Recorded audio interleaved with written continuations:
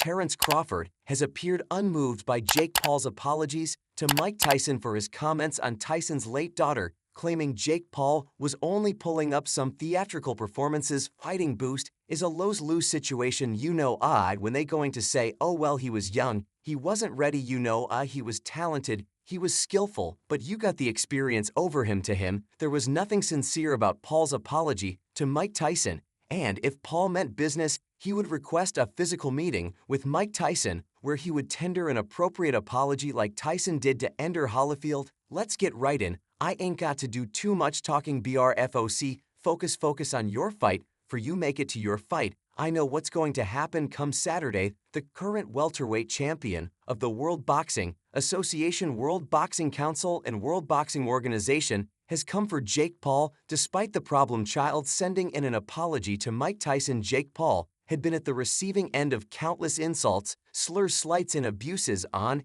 and off social media by fans and professionals of boxing all over the world. The rationale behind their claimers was simple. Jake Paul had been insensitive and disrespectful, having insulted Mike Tyson and promised to bury him beside his late daughter, Exodus Tyson.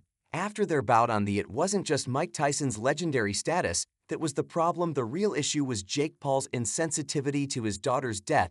After all the trolls and hate he got, Jake Paul was left with no other option but to tender an apology. He did tender an apology, though not without hitting out at his haters in the process. He sent words back to those who have come for him, claiming they're not entirely free from guilt as well. However, some people have been finding Jake Paul's apology funny and insincere to them. Jake Paul never meant it. He only did it because he felt too many people were coming for him over the same issue. He didn't do it because he deemed his actions wrong, but because he had been perhaps forced to do so. One of those who raised concerns regarding this was the current WBA and WBC World Welterweight Champion Terence Crawford. Though Crawford had been relatively silent on issues regarding Jake Paul and Mike Tyson's upcoming bout on July 20th, he finally shared his opinions on the fight and Jake Paul's comments on Tyson's daughter. Crawford said in an interview when asked about the bout on July 20th between Mike Tyson and Jake Paul, "I initially thought the matchup was a joke. It never seemed real to me until I saw the announcements everywhere, and it's really not looking like an exhibition. I can only sit marvel and expect some fun," Crawford said. He then continued, "It's very common these days. In fact, Jake Paul has done this all his life, so fighting an older man isn't new to him. All I hope for is that Mike Tyson is safe. If that's sealed, then we've got a match on our faces." Moving on, Crawford was asked about Tyson's and Jake Paul's training sessions. "I was telling a friend the other day, nothing has surprised me more than Mike Tyson's training sessions. I was watching and analyzing with a friend. I was blown away. He's got everything intact at such an old age. What amazes me the most is the passion he's now got. I'm glad for him." Crawford specifically highlighted Tyson having a rekindled passion ahead of his matchup against Jake Paul. Tyson's passion was one of the most questioned aspects of his boxing in the late 90s and early 2000s, just as he was about to end what had been a befitting career for him. Several conspiracy theorists have claimed that Tyson's losses only began after his passion for boxing waxed cold. To an extent, the statistics support their claims. The former undisputed world heavyweight champion was undefeated in his first 37 fights. A period many agreed that his passion was burning so much for this sport. However, in his last 20 matches, he had about 6 defeats. Nonetheless, according to Crawford, the same passion that was seen in Tyson's first 37 fights seems to have been rekindled, as seen in his training and sparring sessions in preparation for his matchup against Jake Paul. Talking about Jake Paul's training sessions, Crawford said, "Jake Paul is just being Jake Paul and nothing more. He's pretty young. And when you find yourself in contests like this, the older one takes more glory because nothing you do seems special." Then Crawford was asked to make his pick ahead of the match. "I support the legend. Jake Paul has always had his way against old men. I was scared about this at first, but Tyson's training sessions were mind-blowing. They strengthened my belief again." Crawford said. The interviewer then talked about the altercations between Mike Tyson and Jake Paul and asked what Crawford felt about the disrespect, especially the one regarding Mike Tyson's daughter. "I'm not so much of a fan of exhibition bouts. I feel you should meet your mates to settle the score, but it's not that way. I feel since the exhibition matches are always fought with carefulness, their build-ups and face-offs should be lighter and less intensifying than the ones of professional bouts. Jake Paul is at ____. To say that to Tyson, and he knows nothing, that's why he's such an insensitive fool. I saw him apologize to Tyson, and you don't call that a genuine apology. You don't go ahead to insult people after an apology. You don't act crazily smiling and acting funny while apologizing. That was what he was doing. Why can't he act like Tyson in Holyfield? That's all he needs. Call Tyson physically and tender your apology. That's how things are done. Unfortunately for Jake Paul, Terence Crawford wasn't the only one to find issues with his apology. Some supporters who watched him apologize shared Tahir's thoughts as well. What we know everything. I don't know nothing. I'm trying to find out what I know. Enlighten me. What you mean enlighten me? You, a fan, said Jake is such an idiot. You're making an apology, yet you're insulting people for making you know you're wrong. This guy's just not it. Moving on. Another said, was this an apology or a joke? Tyson should ignore this dude till he's ready for a proper apology, and if not, I'd be expecting him to get his head beaten to bits in the fight. A Mike Tyson supporter also quipped, you're apologizing to a legend, yet it looks like he's your pal. Even Martinez twins won't take this from you. Every new day, I always get a reason to hate Jake Paul. A random person seemed to rain insults on even Tyson if he attempts a reconciliation from that nonchalant apology. I have no word for you, but trust me to reduce Tyson if he dares take this nonchalant apology from you. When you are ready to apologize, you will. Terence Crawford and Jake Paul haven't had much to do with each other over the years, and that could be because Terence Crawford isn't an older boxer. But when Crawford was asked about Jake Paul some time ago, had so much to say. Moreover, Terence Crawford, though praising the work he has put in to reach this point, said that Paul was receiving more praise than he deserved, given his lack of major accomplishments in the sport. When asked if Paul was good for the sport of boxing, Crawford said he wasn't sure. There's a lot of fighters that's putting their life on the line each time they step foot in the ring, and they've been doing this for a long time. And for a YouTuber to come in and get praised like they world champions over somebody that really is a world champion is kind of crazy. Just because you got a following, Crawford said, for a YouTuber to come in and get praised like they're world champions over somebody that's really a world champion is kind of crazy. However, Crawford issued praise for Paul, noting that the YouTube personality turned boxer can fight a little bit. I give him credit. He can fight. He's been training and working out and sparring for years now. But you know it is what it is. He's not legitimately a real boxer, so I give him credit for doing what he's doing right now. He's making a living for himself and his brother, and coming from where he comes from, he's doing his thing. Crawford is one such world champion. As he was referring to, he currently holds the WBO welterweight title. At another time,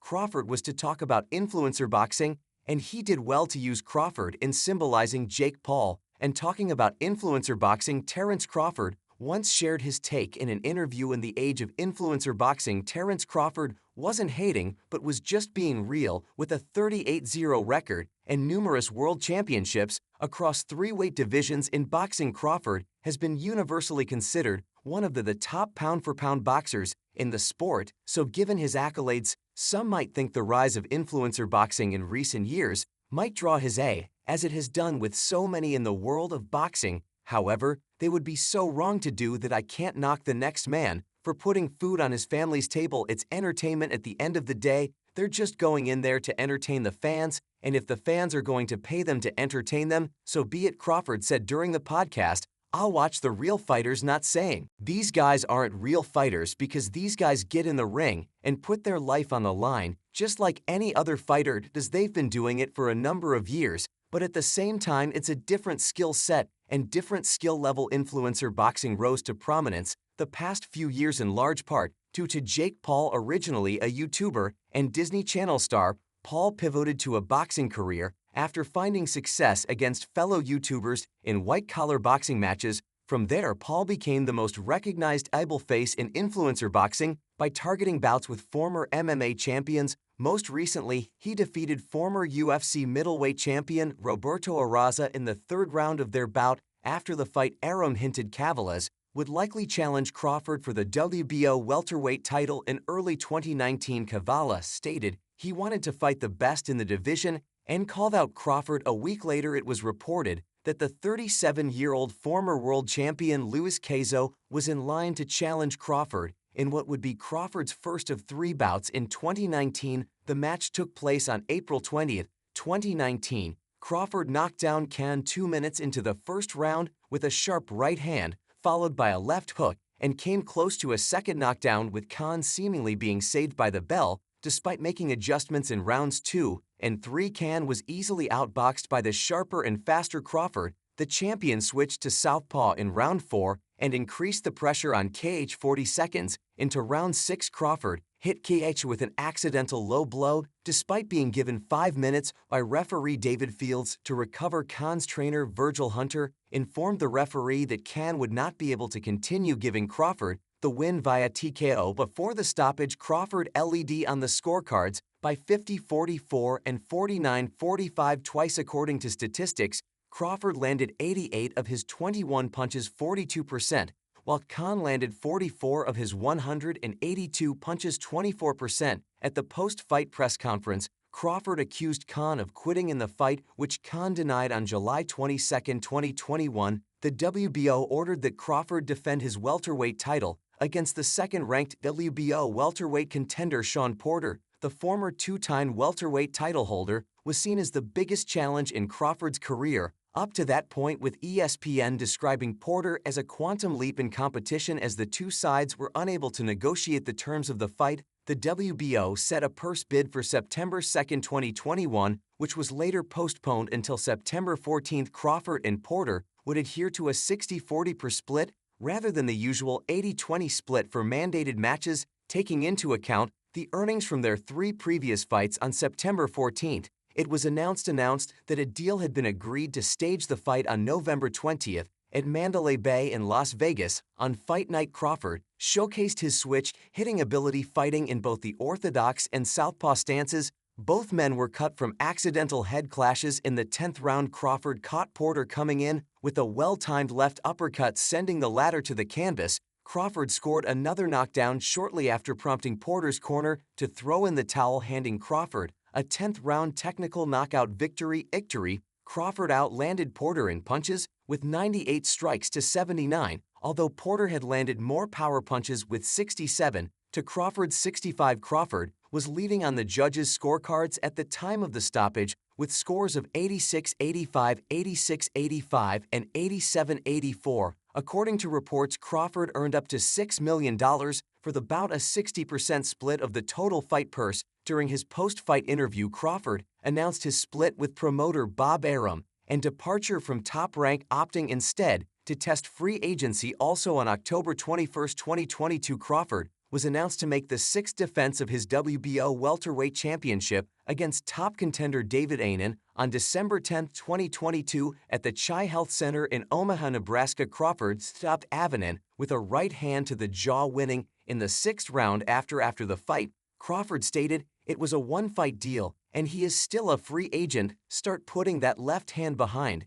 That if he want to detour, this guy feels like he's Crawford and the WBA IV and WBC welterweight champion Errol Spence Jr. came to an agreement on all material terms for a title unification, which was expected to take place on November 19. The agreement included a bilateral rematch clause, with the winner of the bout earning the majority of the revenue in the rematch. 2 months later, it was revealed by both camps that negotiations had fallen through and they would be pursuing different fights. Finally, on May 25, 2023, it was confirmed that Crawford would fight Errol Spence Jr. for the undisputed welterweight titles on July 29, 2023, at the T-Mobile Arena in Las Vegas, Nevada, in front of a sold-out crowd of 19,990. Crawford won the fight by a 9th-round technical knockout and became the first undisputed welterweight champion since 2006 and the first male boxer in the 4-belt era to claim undisputed championship status in 2 weight divisions. By that point, he had outlanded Spence 185-96 in total punches